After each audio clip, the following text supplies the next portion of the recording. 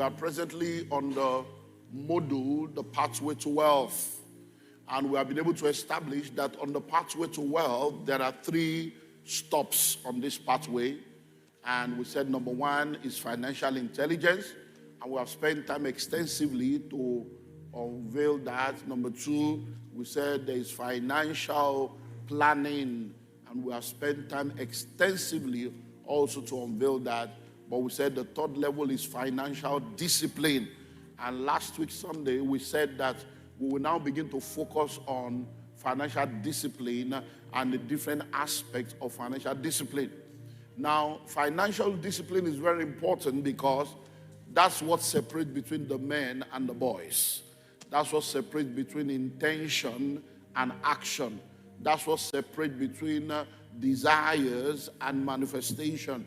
A lot of people know what to do, but they don't do it. A lot of people have plans, but they don't execute the plan, because plans don't execute themselves and goals don't fulfill themselves.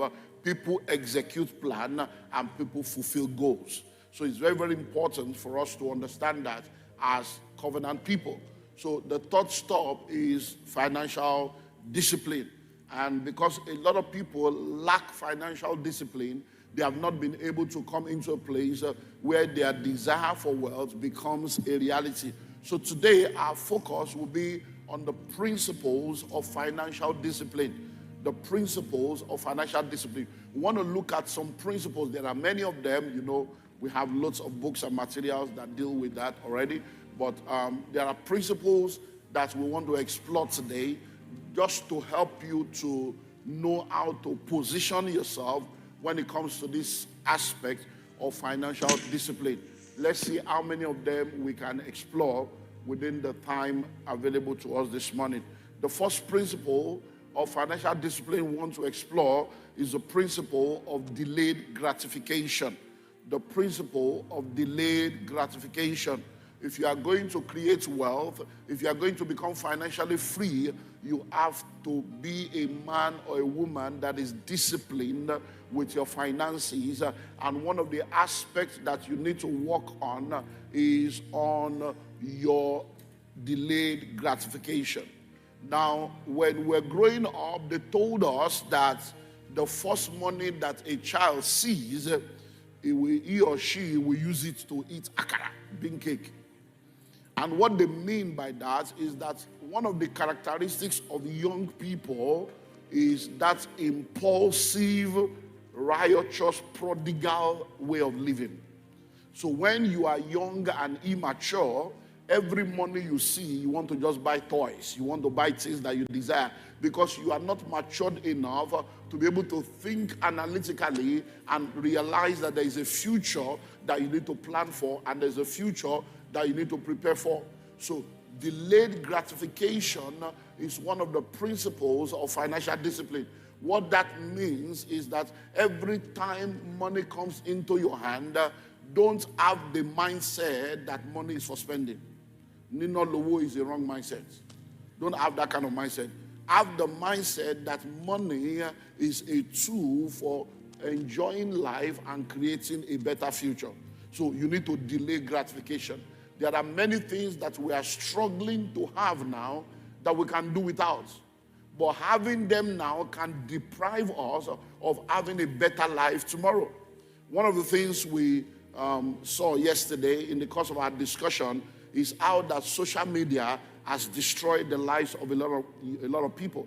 So during the singles session, we had a singles clinic, and I spoke with the singles, and we saw how social media has messed up the life of a lot of people. And they said a lot of things around the area that a lot of people are in a relationship and everything is going on fine until they watch a skit online. Everything is going on fine until they see somebody creating a content online and they become dissatisfied with what is already available to them. I hope you know, like I've said over and over again, that until you compare yourself with other people, you are happy. You are happy, you are good. It's when you start comparing yourself with other people that problem comes. So when it comes to delayed gratification, a lot of people don't delay gratification because they want to meet up with the gram. They want to dress the way people want them to dress. They want to appear the way people want them to appear. And many times people are spending money they don't have to buy things they don't need to impress people they don't love. And it's a frustrating life because it never comes to an end. There will always be something new to pursue, something new to explore. There will always be a new model. Hello? So if you are boasting about BlackBerry or Nokia 3310, now it's iPhone, it's Samsung. Before you know it, iPhone 2, iPhone 3. So when will it end? When will it end? Delayed gratification. You will hear people make statements like, if I knew what I know now. Now, why do you want to be like that? Why not know what you should know now so that you won't be saying that tomorrow? Do you know that there are many of us that have handled money before? And now we are like, Kai! How I wish I knew I would not have spent that money like that. So that's why we are telling you now, so that you will not even make that mistake at all. Delayed gratification. It's not everything that you desire that you should buy now. You still have enough time. I was speaking at an event during the week, and some of my mentees that are members of the Billionaires Conclave just happened to be in the event also, because the host of the event is also a member of the Billionaires Conclave. And they were asking me a lot of questions. And I had to tell them, I said, come, many of these dreams and desires that you people have you sat down to ask yourself why? Why? So I say, you are not even 40 years yet. You are already doing billions in turnover. When you met me 4 years ago, have you seen 100 million before in your life? In 4 years, see what God has done. Yet you are still looking for, waiting, what are you looking for? Hello? You still have enough time. You are not 40 yet. You are 30-something, you are doing billions. Is that not good enough? There are people your father's age that have not seen 10 million. I say you. He say, hey, but you know, you want to borrow money. And you know, when I called you, because one of them called me earlier last year that he wanted to borrow money for 30% to do a project. And I told him, don't borrow. Grow organically. What are you borrowing money for? Why do you want to make your life so complex? So he was now telling me, you know, you told me not to borrow and God did it. But you know, there are some opportunities that, you know, you are the one that also told us that debt is a leverage. When I just borrow like this. So I asked him, I said, last year, December, I dedicated 18 hostels. 18. 1, 2, 18. 18. We're going from street to street, location to 18. I said, my brother, you dedicated 18 hostels. 18, over 200 rooms. Yet you want to go and enter debt. What are you looking for? Relax. At least breathe for like 2 years. Then you continue again. You too, you never 40. So what is wrong? Because sometimes greed and covetousness is pushing what you are calling vision. And what you are calling vision is an ambition. And then you go and enter trouble that will now take you back 10 years, where you will now have to sell everything you have gathered for 10 years to pay the one you collected for 10 days. So delayed gratification. Husband and wife, since we're in the month of relationship, sit down and learn delayed gratification, because it causes trouble in marriage. When the man is thinking of gathering money for something that will help the family, and the woman is thinking we have to change our car, we have to change furniture. What's wrong with the furniture? Hello? What is wrong? How many visitors do you have that is coming to your house to see that your furniture is 2 years old? Because sometimes we don't understand that it is the spirit of mammon and the spirit of the age that is motivating and steering all those things. Because let me tell you something about, you know, a lot of men and women. Most women, not all women, it's not general. Most women have a perfectionist mindset. They want everything to be perfect. But most men have a progressive mindset, and it causes trouble. In marriage, let me look for 2 or 3 examples. If you are married and you enter the room to do what only married people do, you want to go to the other room, and you enter the room. My brother, what it concern you whether bed is okay or not? Whether the pillow is like this, it's not a bed. But the mom say, okay, let's make the. You are killing the vibe. Which one is it? The bed is not okay. Let's close curtain. We are in the second floor and close curtain. No, but that's the way a woman's mind is perfectionist. But the man will not see that the bed is because his vision is somewhere else. Now, listen. A woman is okay until she sees another woman or family that is doing better. The next thing, she start pressuring the man unconsciously. Don't you think we should change this boys' school? Don't you think we should change this girls' school? Don't you think we should do this? Don't you think? Why she's thinking is what she saw on social media. It's because she has seen other people. But the man is always thinking, but we are better than. So the man is always comparing himself with those that they are better than. At least you know bad. We better pass this one. We are not, at least we are eating. So you have a roof over your head. You are not hungry. You are not in debt. The man is like, at least our own better. But the woman is feeling, hey, we can do better. Hey, we can do better. We can do better. And then before you know it, we cause trouble for ourselves. I am not blaming women because everybody is responsible for their action. But when you sit down with a lot of Yahoo boys and criminals, women are the reason why they are doing what they are doing. They want to meet up. They want to be able to show the babes because the babes are billing them. So they want to be able to pay the bills that they are being billed instead of going to look for somebody in their level and leave the billers to be billing themselves. Hello? So it's very, very important. Delayed gratification. If you are not disciplined, you will spend money doing things that you will later regret. Many of you are carrying a plot of land in your hand. You call it unset, and your life is not set. Many of you, a plot of land. You even have 2, 3 mobile phones, like 419. Yet you don't have any shares in the telecom industry. That's one bungalow that you are carrying around. Your father is a tenant. Your grandfather was a tenant. You are a tenant. Are you not thinking? Hello, delayed gratification. You want to wear designer shoe. You want to wear designer. Is your destiny designed? Some of those things, the people you are envying that are wearing it, it is grandchildren of money that they are using to buy it. Not their core money. Not that you went to work, you collect salary, you go buy shoe. No. It's that you collected money, you invested the money, you got the interest on the money, you invested the interest, you got another one. Is that grandchild? So if you have a house now, let's say you have 10 houses, and you are getting 5 million per annum from the 10 houses. So 50 million is coming every year. And the house is fully paid for. You can, that 50 million, you know that every year, at least all things being equal, whatever of the 50 is coming. You can now say, okay, out of this 50, let me take 5 and spoil myself. But nothing is working for you.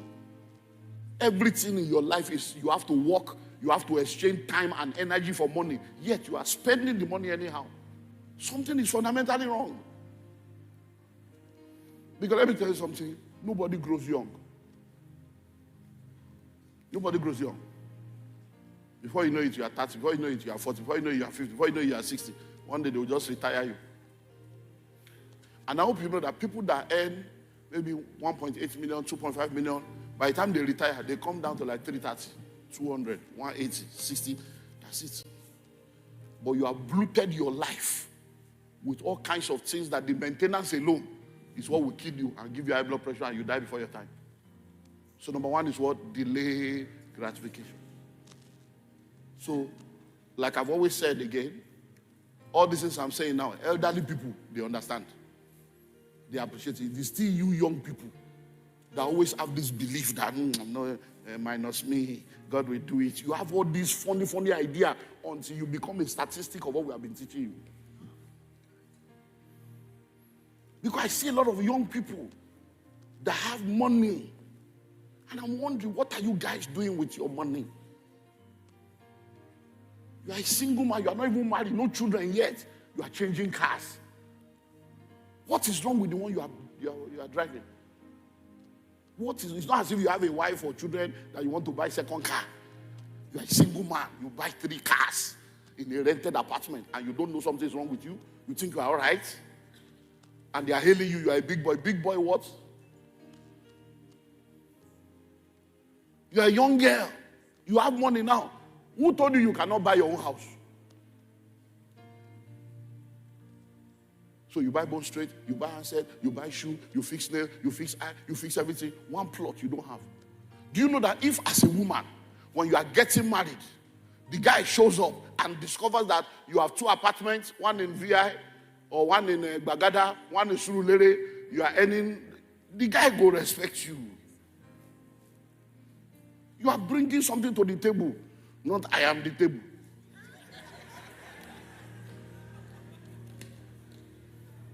Number 2, the principles of savings and investments. The principles of savings and investments. Principles of what? Savings and investments. Discipline means that every money that comes into your hand, you don't spend it all. Go back to the YouTube channel and go and watch the series we did on developing a savings culture, part 1 to 5 last year. I've said it over and over again. If you don't save, you are not safe. What you save today will save you tomorrow. So save money. Save money. Every money that comes into your hand does not belong to you. A portion of that money belongs to your future. A portion of that money belongs to your today. A portion of that money belongs to your past. So don't waste money. Don't do that. As you are bringing in your tithe, also be bringing in savings. 10% tithe, 10% or 20% savings. Because there is nothing called future. We've said this over and over again. My future is bright, I will get there. It's a lie. Your future is not bright. It's not a cause. Nobody has a bright future. Why? There is nothing called future. The future is a concept. The future is an ideology. Today is the future you spoke about yesterday. Is it bright? Should be 10 years ago you said your future is bright. We are here now. Is it bright? So why all this religious deception? Just fooling yourself, giving yourself mental palliative. The future you create is the future you inhabit. Hello? So people have been waiting for a bright future and it didn't happen because they did not create the future. So they entered the future and discover it's a vacuum. Hello? So when I marry, my marriage is going to be a great marriage. It's a lie. There is no great marriage. There are only great people. There is nothing called great marriage. There are great people that build a great marriage. When you say you are going to have a great marriage, it's as if marriage is one great thing that you just go and acquire. No. If you are not great, the marriage will not be great.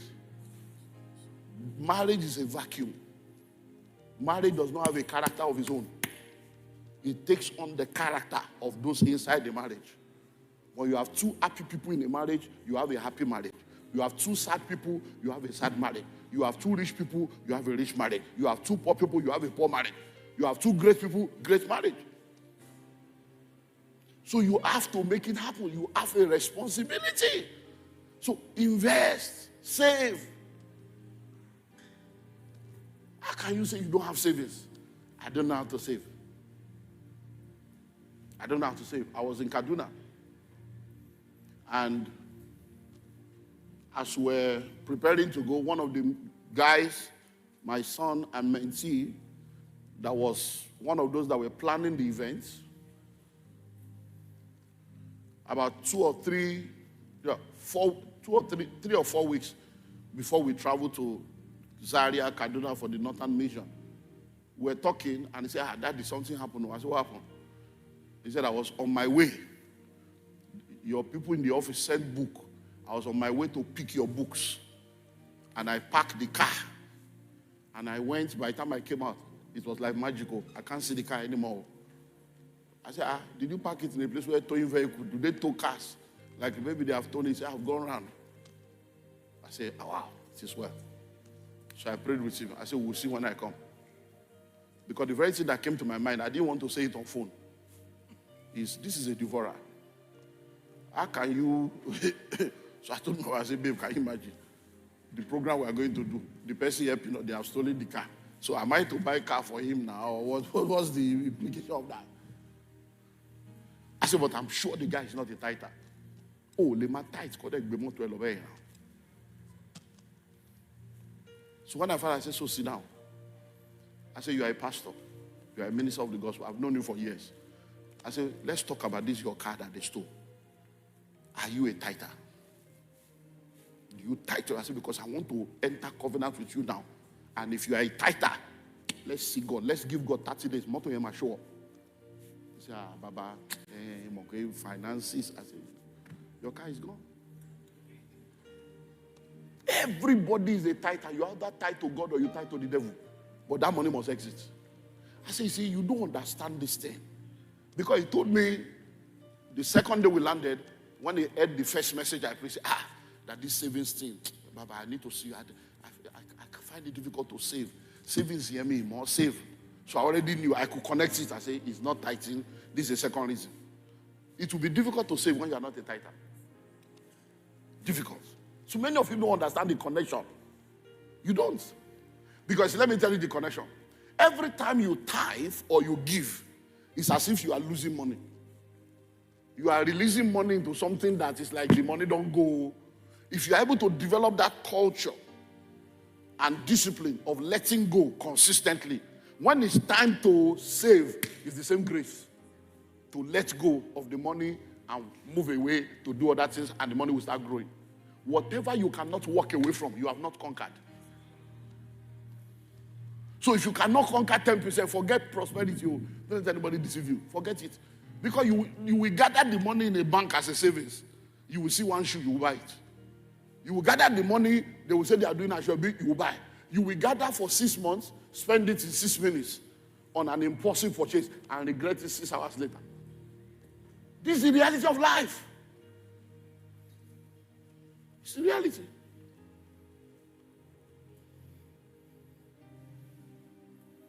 Savings and what? Investment. So savings is setting money aside for a purpose. Investment is what? Sending money on assignment for a return. So I told him, I said, if you had said you are a tither, we would have had the covenant to activate. I said, but since you are not a tither, we can't go into that area. So let's go to the second dimension. It's called the mercy of God. So I'm going to give you 1 million naira to support your pursuit. So look for money, join them, whatever car you can buy. That's all I can do, because even me, to give you money, you will be a Jonah. If I carry my covenant money, give you, it's a Jonah. I don't give money to Jonah, but there is a mercy. We can go through the door of mercy. I say, take. So I say, take 1 million. That's all I can do for you. Hello? Investment. Savings is what? Sending money aside for a purpose. What's investment? Investment is sending money on assignment for a return. You are sending money on assignment for a return. So instead of you working for money, the money is now working for you. Let's move on. There are many of them. Number 3 is the waste principle. I think I shared with you the guidelines to wise spending, right? Yeah, I think I stopped at a point 4 or 5 weeks ago to line that up for you. Can you remember? Okay. And I told you that I'm going to just mention it, that you can go to the YouTube and watch it, so it's there. So you see, waste. Whenever we talk about poverty, I've studied poverty to PhD level, global level. Poverty is a spirit, poverty is a mindset, poverty is an habit, poverty is a lifestyle, poverty is a state. But there's what we call POVERTRINITY. It's the trinity of poverty. That's what poverty uses to execute its plan. Now, the POVERTRINITY is called the spirit of the devourer, the spirit of the waster, and the spirit of the emptier. So it's devourer, waster, emptier. It's the trinity of poverty. That's what the spirit of poverty uses to execute his plan in the life of people. So many of you only know about devourer, because the Bible says, I will rebuke the devourer for your sake. No, there is also a spirit of waste. When you start wasting things, it's the same spirit. It will start by you wasting food, then wasting time, then wasting privilege, then wasting resources. But the end product is that he wants to waste your life. It's your life is going for, but it will not start with life. It will start with you Living alone, yet cooking a dirika of rice when you know you don't have fridge. And you are in abandoned. You are not even in Bande. You are in abandoned or bandwagon. So there is no light to warm the food. You don't even have gas. But you will cook one dirika. Instead of it to just cook 2 things, eat and close mouth. You will now cook one dirika of beans or cook one dirika of rice. It will now be there. You will now go out. By the time you come the next day, you don't sour. The spirit has started working your life. Oh. It's a spirit of waste. So you start wasting food. Then you waste time. Oh, let me quickly powder my nose. Let me quickly do makeup. That's why many of you come late to church without shame. You are shameless. You have an appointment with the God that created you. And you came late and you don't know you should be running. Something is wrong with you. But if a governor calls you, you go and sit down there 3 hours waiting. High level of dishonor. Hello? High level of what? Dishonor. So, before you know, you'll be wasting time. I will do it tomorrow. And later, you'll be procrastinating. It's the spirit, oh, it has started work. Then, you start wasting privilege. Somebody gives you an opportunity, they give you a leeway, you abuse them. Until they start closing the door against you one by one. Shutting you out because people are saying, this person is taking things for granted. Then, wasting resources. Buying things you don't need. I can guarantee you, almost everybody that is operating the spirit of waste, if you go to your house now and go room to room, wardrobe to wardrobe, shelf to shelf, you will see a lot of things that has been there for more than a year that you have not used. It's the spirit. It's already in your house. It's the spirit of waste. When we say welfare, bring clothes for the less privileged, it is the one that is dead you will bring. The good clothes that you have not worn, any clothes you have not worn for 1 year. Empty your wardrobe, sow it as a seed. Make room for the Holy Ghost to fill your life up. But you see a lot of things, even many of you, food will be there until it expires. You will now be checking expiry date, and there are people suffering, and you are wasting food. It's the same spirit. Then at the end of the day, you start wasting money. Hello? The party they did not invite you, that you only heard from Grapevine, you will now order Uber to go and get crash and look for a color close to the Ashwebi and go and buy a cloth of 70,000. This is what people are doing, my people. It's a spirit. It's not normal. There is a spirit of poverty that is already at work in your life that wants to finish you. At the end of the day, you will not be frustrated. You will not waste your life. You will not commit suicide or die. It's your life is after all. But we start from that. So whenever you are coming late to church, the fixed meeting, you show up anytime you like, is that spirit? Oh? Don't let anybody tell you, God understands. God does not understand. No. Even if God understands, the devil does not understand. He will use it against you as an accuser of the brethren. So this is your late coming spirit. You better let it die with last year. 7 a.m. You are in church if you are a worker or a minister. 7 a.m., 1 hour before the service. If you are a church member, 15 minutes before every service, you are seated. Worship is going on. You are preparing your spirit for God. Not that you will be strolling in after service has started. You are keeping God waiting. You will not say, oh Lord, answer me early. How? You answer him early. What you sow is what you reap. These are covenant principles. This is not a lawless kingdom, my people. It's a disciplined kingdom. If you are not disciplined, you are not a disciple. Waste. Read your Bible. John 6, I believe. Thousands of people were fed. And he said they should gather the fragments so that nothing should be wasted. And how many did they gather? 12 baskets. Listen to me. There are people whose career is to go to dunghill to pick things.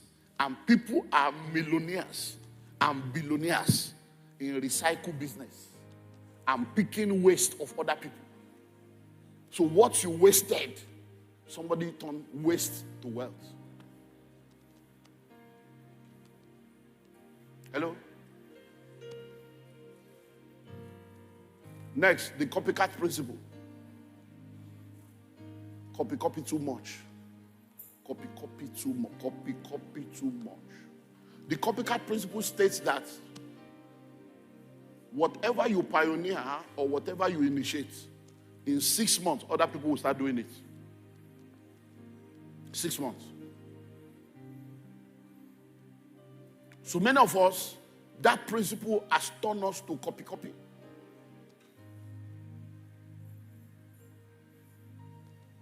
Look, they will come and tell you that, oh, they don't wear this kind of suit anymore. It's now 1 button they are wearing. They are not wearing 5 buttons anymore. 11 years later, 15 years later, they will go back to where they say they are not wearing. The one they say they are not wearing anymore, we will now go back there. You don't throw away your own. Hello? Why? Because you are copying. You are copying. Sometimes, I am not against, it's your life, but sometimes when I see people following a trend, I feel somehow, are you all right? This thing will come and go now. Like all these eyelashes that women are fixing, I don't understand it. It's not a problem, it's your life. I just don't understand. You were okay until somebody started this thing. And now you are not okay until your eye is doing like this.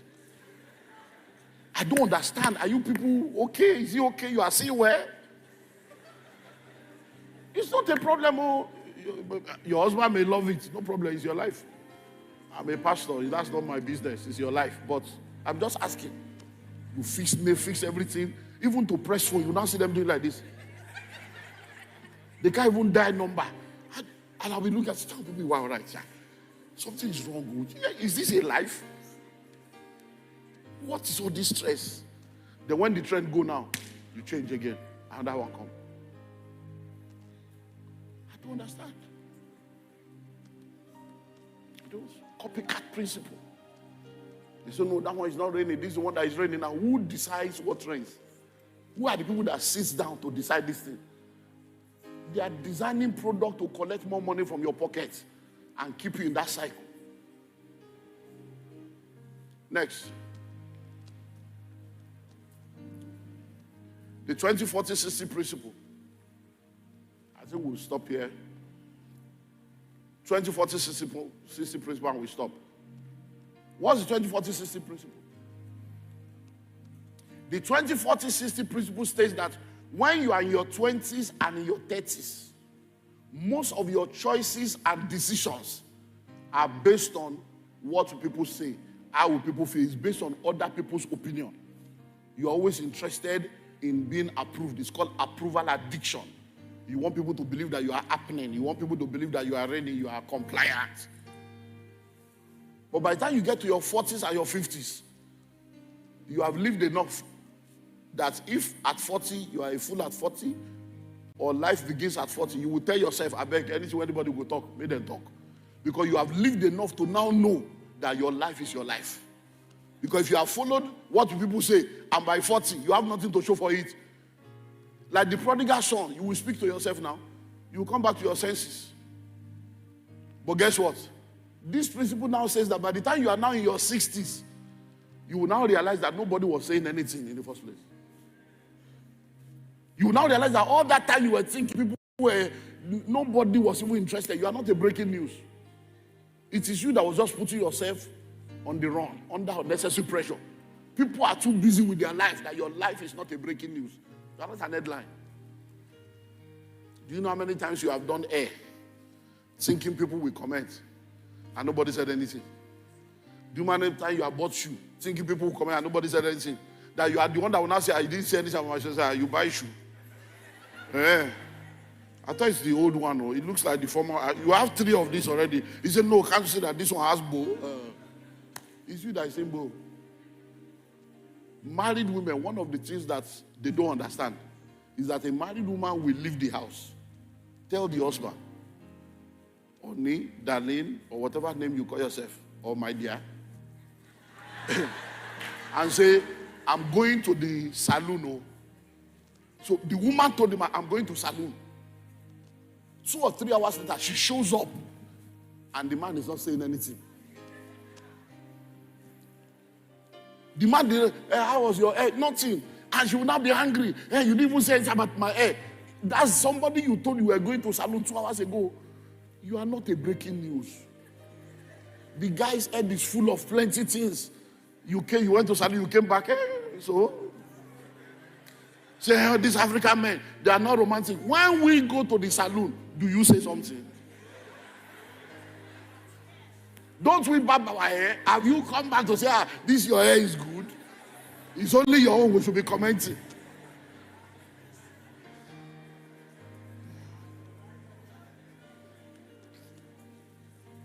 We'll continue next Sunday.